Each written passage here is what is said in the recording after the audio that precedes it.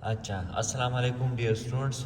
आज जो हम टॉपिक डिस्कस कर रहे हैं ये गायनी के हवाले से और एलएचवीज़ और गायनी वार्ड में या लेबर रूम में जो लोग काम करते हैं उनके लिए बहुत ज़्यादा इम्पोर्टेंट है। इसका नाम है फोटोग्राफ। फोटोग्राफ हमारे पास एक ग्राफ होता है। जब भी आपके लिए डिलीवरी के लिए पेशेंट्स आता है तो उस पेशेंट के हिसाब से हम इसको फिल करते हैं। सबसे पहले हमारे पास उसमें हम नेम लिखेंगे। फॉर एग्ज़ाम्पल हमारे पास एक पेशेंट है, उसका नाम क्या है, सलमा। हम लिखेंगे यहाँ पे ग्रेविडा एंड पैरा। ग्रेविडा और पैरा में हमारे पास डिफरेंट है। ग्रेविडा हम उसको कहते हैं कि कितनी दफ़ा वो उसकी प्रेगनेंसी हुई है, कितनी दफ़ा उसकी प्रेगनेंसी हुई, उसको हम क्या कहते हैं, ग्रेविडा। फॉर एग्ज़ाम्पल 4 टाइम उसकी प्रेगनेंसी हुई है, 4th। पैरा का मतलब ये है कि लाइव बर्थ। लाइव बर्थ का मतलब क्या है कि अभी ज़िंदा कितने बच्चे पैदा हुए हैं। अब फॉर एग्ज़ाम्पल 2 बच्चे ज़िंदा पैदा हुए तो उसको हम पैरा लिखेंगे। हॉस्पिटल नंबर जो हमारे पास एडमिशन नंबर होता है, एमआर नंबर होता है या पीआर नंबर होता है, उसको हम हॉस्पिटल नंबर कहते हैं। वो हर मरीज़ का डिफरेंट होता है। डेट ऑफ एडमिशन हमारे पास जिस डेट पे आता है हमारे पास पेशेंट, उसको हम डेट ऑफ एडमिशन हम कह सकते हैं। अच्छा, टाइम ऑफ एडमिशन जिस टाइम आपके पास मरीज आता है तो उसके हम टाइम लिखते हैं। फॉर एग्जांपल हमारे पास 9 AM पे मरीज़ आया, यहाँ पे हम 9 AM लिखेंगे। रप्चर मेम्ब्रेन मीन जो उसका मेम्ब्रेन है वो रप्चर हुआ है या नहीं, तो रप्चर नहीं हुआ है, नील हावर्स यहाँ पे लिखेंगे। अगर रप्चर हुआ है कितने घंटे पहले रप्चर हुआ है।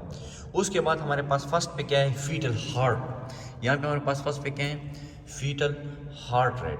फीटल हार्ट रेट हम मालूम करते हैं, लेकिन उससे पहले आपने टाइम लिखना है। जिस टाइम आप असेसमेंट करते हो उस टाइम पे आपने क्या लिखना है, टाइम लिखना है। यहाँ पे आप 9 AM लिखो, 9 AM, ये आपने यहाँ पे टाइम लिखा।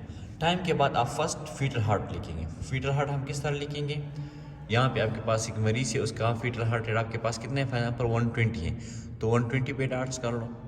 फिर अगर आप 9 AM पे आपने चेक किया, 12 मिड डे पे आपने चेक किया, फिर या 12 PM पे आपने चेक किया, तो उस टाइम पर आपके पास 140 था फॉर एग्जांपल, तो फिर आप इसको इसके साथ इस तरह मिलाओगे, सही।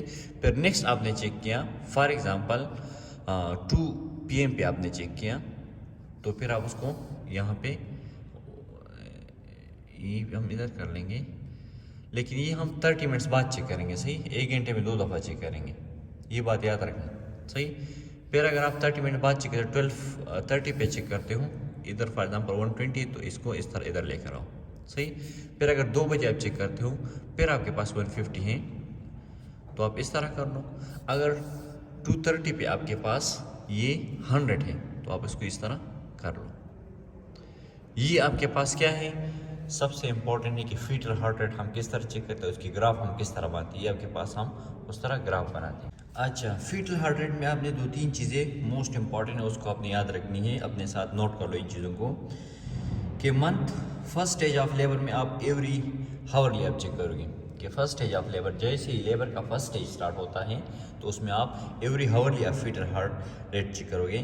फिर सेकंड स्टेज में आप क्या करोगे, एवरी 30 मिनट्स बाद चेक करोगे। जिस तरह इसमें आप फीटल हार्ट रेट है, अगर उसका फर्स्ट स्टेज है तो आप हावरली चेक कर सकते हो, ये आपके पास 1 हावर है, 30 मिनट्स मीन्स 1 हावर है, तो इसमें आप एक दफ़ा चेक कर सकते हो। फिर सेकंड स्टेज में जिस तरह इधर मैंने चेक किया, आप हावरली फिर इसको चेक 30 मिनट्स बाद आप इसको चेक कर सकते हैं।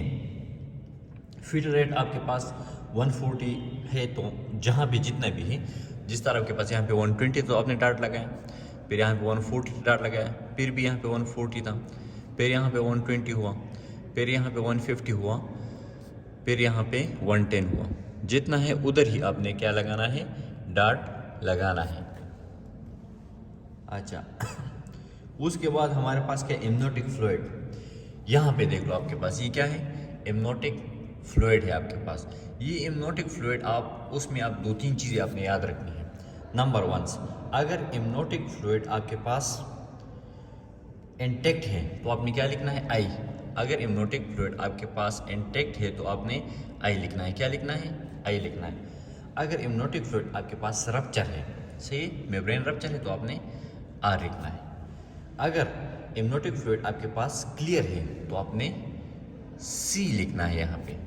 अगर एमनोटिक फ्लूइड आपके पास ब्लड स्ट्रेन है, सही, ब्लड स्ट्रेन है तो आपने बी लिखना है। अगर मिकोनियम स्टेन है तो आपने क्या लिखना है, फिर एम लिखना है, सही। ये आपके पास उसके कैरेक्टरिस्टिक्स है एमनोटिक फ्लूइड के। आपके पास intact, I means intact, R means rupture, C means clear, B means blood strain and M means meconium stains. ये आपके पास क्या है, ये एमनोटिक फ्लूइड्स के हमारे पास कैरेक्टरिस्टिक्स है, तो वही हम उसमें लिखें। कहाँ पे लिखें, इधर फॉर एग्जाम्पल क्लियर है तो आप सी लिखो, सही, ब्लड स्ट्रेन है तो आप बी लिख सकते हो, सही, मिकोनियम है तो हम एम लिख सकते हो। तो ये हम इस तरह उसमें फिल करेंगे। फिर उसके बाद हमारे पास क्या है, मोल्डिंग है, सही।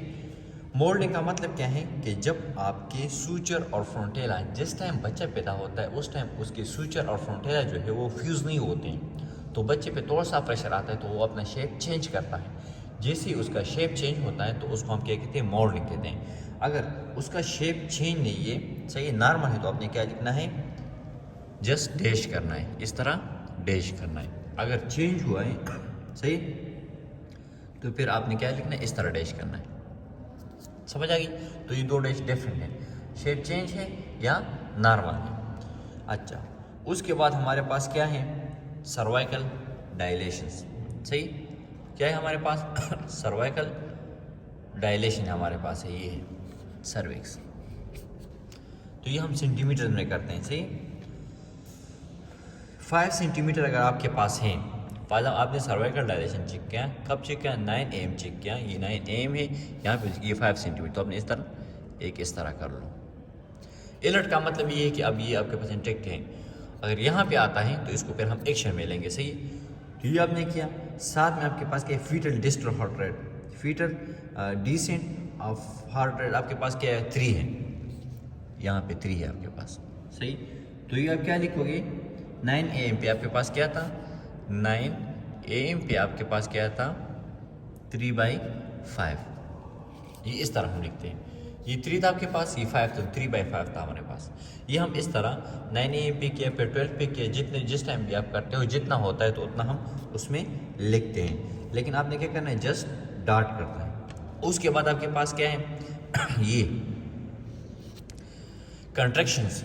आपको ये पता होना चाहिए कि कंट्रैक्शन पर 10 मिनट्स में हम काउंट करते हैं, सही। कितने में, पर 10 मिनट्स में हम कंट्रैक्शन काउंट करते हैं, 10 मिनट के अंदर आप काउंट करोगे, सही। आप वहाँ पे लिखा भी है कि पर 10 मिनट आपने क्या लिखा है, कंट्रैक्शन आपने काउंट करनी है। उसमें हमारे पास अगर कंट्रैक्शन आपके पास लेस देन 30 हो, सही, लेस देन, अगर आपके पास कंट्रैक्शन हमारे पास क्या होता है, उसमें एक फ्रीक्वेंसी होती है, सही। जब एक फ्रीक्वेंसी होती है तो उसको हम उस हिसाब से मार्क करते हैं। अगर कंट्रैक्शन आपके पास मोर देन 20 हो, सही, या 40 से कम हो, सही, 35 आपके पास क्या है, लास्ट कंट्रैक्शन आपके पास है, तो आपने क्या लिखना है, डॉट लगाना है। क्या लगाना है, डॉट, इस तरह आपने डॉट लगाना है। ये मैं आपको जस्ट एग्जांपल देता हूँ, सही। अगर आपके पास कंट्रैक्शंस, सही, ज़्यादा है 40 से, तो फिर आपने इस तरह लाइन लगाना है, 40 से ज़्यादा है। अगर आपके पास कंट्रैक्शन 60 से भी ज़्यादा है तो फिर आपने क्या करना है, इसको इस तरह कंप्लीटली फिल करना है। ये याद रखना, 60 से ज़्यादा है, इसका मतलब क्या है, डैश का 40 से ज़्यादा है, इस डैश का मतलब क्या है, 40 से ज़्यादा है, डॉट का मतलब क्या है, 35 तक है या 40 से कम है। ये 3 चीज़ें आप लोगों ने याद रखनी है, क्योंकि इसको अगर ये आपको याद ना हो तो फिर आप उसको फिल नहीं कर सकते हो। अच्छा, उसके बाद हमारे पास हम नीचे आते हैं थोड़ा सा, कंट्रैक्शन के बाद हमारे पास हम नीचे आते हैं, हमारे पास क्या ऑक्सीटोसिन है। ऑक्सीटोसिन आपके पास क्या है, इंजेक्शंस हैं, आप कितने लगाते हो, कितने ड्रॉप्स पर मिनट आपके पास फ्लूइड जा रहा है, सही। और डॉक्टर ऑर्डर, उसका फार्मूला क्या है, doctor order multiply by drop factor divide by total time, सही। 60 हम लेते हैं, टोटल टाइम हम कितना लेते हैं, 60 लेते हैं। इस फार्मूले पे हिसाब से आप जब हम ऑक्सीटोसिन हम लगाते हैं तो हम कितने ml पर हावर पे हो जा रहा है, तो हम अगर आप में 30 ml पर हावर जा रहा है तो 30 ml पर हावर इधर आप लिखो कि 30 ml पर हावर जा रहा है। अच्छा, अगर नहीं दिया है सही। तो आपने क्या करना है, इसको जस्ट फिल करना है। अगर दिया है नहीं दिया तो आपने जस्ट इसको इस तरह डॉट लगाना है। जब लगाते हो तो इसको आपने वैल्यू लिखना है, अगर नहीं लगाते तो आपने जस्ट डॉट फिल करना है। उसके बाद हमारे पास क्या है, पल्स रेट। 9 AM पे आपने चेक किया, एवरी 30 मिनट्स बाद हम चेक करते हैं। सही, यहाँ पे ये पल्स रेट है। अच्छा, ड्रग्स गिवन IV फ्लूइड। अगर आपने कोई IV फ्लूइड दिया है, कोई भी इंजेक्शन दिया है, सही है, तो आप क्या कर लो, उसको आप लिखो। नहीं दिया है तो आप उसको नहीं लिखो, कोई इशू नहीं है। लेकिन साथ में आपके पास क्या है, पल्स रेट, BP, उन दोनों को हम देखते हैं। अच्छा, पल्स रेट अगर आप चेक करते तो आपने इस तरह उसको मार्क करना है। 130 आया, फिर 150 आया, 30 मिनट्स बाद आप चेक करते हो, फिर 160 आया। सही, तो आपने इस ग्राफ को इस तरह बनाना है। फिर 110 आया, 110 पे आ जाओ, इस तरह आपने ग्राफ बनाना है। फिर क्या है आपके पास, 120, ये आपके पास। अब अगर ब्लड प्रेशर का है आपके पास तो उसका ग्राफ किस तरह बनाओगे, 120/60 आया, इसको देखो, उसका ग्राफ इस तरह बनाओगे। ब्लड प्रेशर का ग्राफ किस तरह बनाओगे, इस तरह। 120/60 आपके पास आया तो आप उसके ग्राफ उस तरह बनाओगे। अब आपके पास जो टेम्परेचर है वो हम आपको पता है कि हम इसमें लिखते हैं सेंटीग्रेड में, 37 सेंटीग्रेड है। सही, तो हम टेम्परेचर इस तरह लिखते हैं। उसके बाद आपके पास यूरिन में आपके पास प्रोटीन हम देखते हैं। सही, एसीटोन देखते हैं, उसका वॉल्यूम देखते हैं। ये हम लैब भेजते हैं, उसमें हम देखते हैं। सही,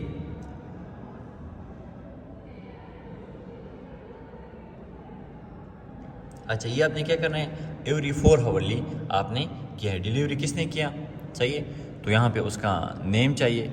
सही है, जो भी नाम आपको, फॉर एग्जांपल सलमा पेशेंट भी है, सलमा ने डिलीवरी भी किया, यहाँ पे उस जो मिडवाइफरी है उसकी स्टूडेंट है उसका नाम अपने ST, साथ में उसका नाम आपने लिखना है। तो ये हमारे पास पूरा फोटोग्राफ का था। होपफुली आप लोगों को समझ आया है, नहीं आया तो फिर मैं दोबारा आप लोगों को समझाऊंगा। Thank you so much for watching this video.